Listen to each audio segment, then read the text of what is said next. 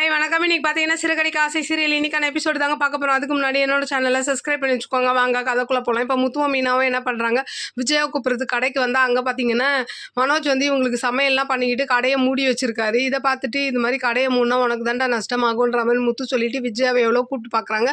விஜயா வரமாட்டேன்ற மாதிரி சொல்ல இவங்க என்ன பண்ணுறாங்க, எதுக்கோ நம்ம அப்பா கிட்ட சொல்லலாம்னு சொல்லிட்டு முத்துவும் மீனாவும் என்ன பண்ணுறாங்க, அண்ணாமலை கிட்ட வந்து பேசுகிறாங்க. இந்த மாதிரி அவங்க ரொம்ப அங்கே கஷ்டப்பட்டுட்டு இருக்காங்க, நீங்கள் ஒரு வார்த்தை கூப்பிட்டீங்கன்னா இங்கே வருவாங்கன்ற மாதிரி சொல்ல அவரு என்ன சொல்கிறாரு, என்னாலாம் வர முடியாது, இப்போ அவள் வசதி வேணும்னு தானே அங்கேருந்து போனா, இப்போ வந்து கூப்பிட்டா மட்டும் வந்துருவாளா, என்னாலாம் கூப்பிட முடியாதுன்ற மாதிரி அவர் ரூமில் உட்காந்துக்கிறாரு. அப்புறம் என்ன ஆகுது, மனசு கேட்காம அண்ணாமலை என்ன பண்ணுறாரு, மறுபடியும் கடைக்கு போகிறாரு, மனோஜ் கடைக்கு. அங்கே பார்த்தா அவங்களுக்கு காய்ச்சல் வேறு இருக்குது. வான்னு மனோஜ் கூப்பிட்டாலும் அவங்க இல்லை, நான் குளிக்காமல் எங்கே வருது, போய் சுட தண்ணியெல்லாம் போடுக்கிடுன்னு சொல்கிற மாதிரி சொல்ல அப்புறம் அந்த வர ஸ்டாஃபுங்கெல்லாம் போய் சுட தண்ணியெல்லாம் போட்டு வைக்கிறாங்க. இந்த பக்கம் பார்த்தீங்கன்னா மீனா காஃபிலாம் எடுத்துகிட்டு வராங்க. முத்துவும் வந்துடுறாரு.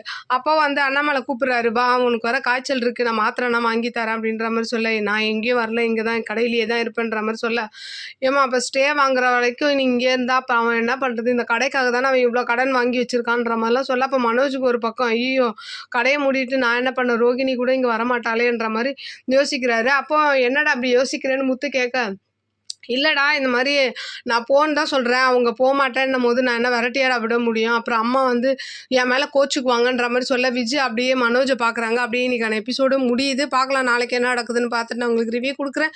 என்னோட சேனல் பிடிச்சிருந்தா லைக் பண்ணுங்கள், ஷேர் பண்ணுங்கள், கமெண்ட் பண்ணுங்கள், என்னோட சேனலை சப்ஸ்கிரைப் பண்ணி சப்போர்ட் பண்ணுங்கள். நன்றி, வணக்கம், பாய்.